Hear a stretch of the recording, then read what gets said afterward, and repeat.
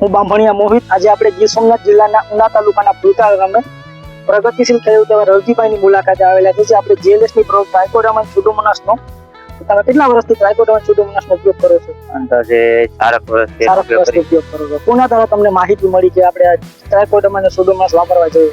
જે અંબુજા પાવડર જે સંસ્થા છે ને કેસરિયા ખાતે એના મારફતે દિનેશભાઈ દ્વારા અને દાનસિંહભાઈ દ્વારા.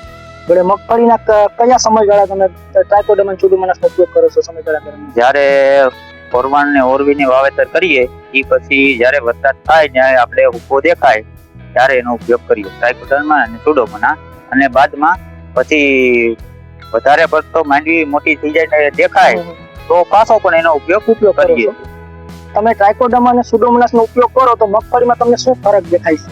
એમાં જે ઉભો હુકો આવે છે એ હુકો પછી આવતો નથી અને રોકાઈ જાય છે. અને ટ્રાઇકોડર્મા અને સ્યુડોમોનાસનો ઉપયોગ નથી કરતા તો ફૂકાનું પ્રમાણ રહે છે.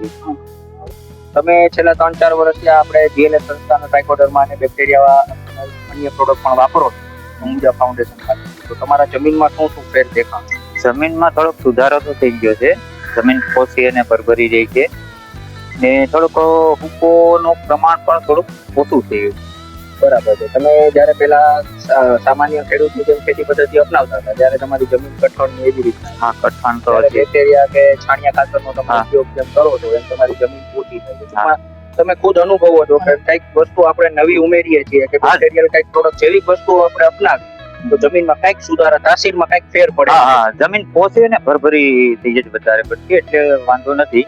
પેલા હતી ને તે હાવ કઠણ થઈ જતી પણ જે બેક્ટેરિયા ને ઓર્ગેનિક રીતે જે પદ્ધતિ કરી એના પ્રમાણે જમીન પછી પોસી થઈ ને આમ ભરભરી રહી ને પેલાની જેમ ખેડવા જતા ને તો ત્યાં કડક બહુ લાગતી ને હવે એટાણે છે ને નોર્મલ રીતે આપણે ખેડી શકીએ છીએ. ઈ ફાયદો થયો.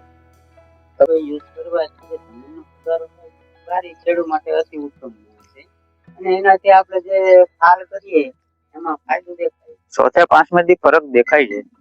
જે બેક્ટેરિયા વાપરીએ ને એટલે હોય એટલે 6 થી 5 દી ફરક દેખાય જ જાય છે કાયદેસર.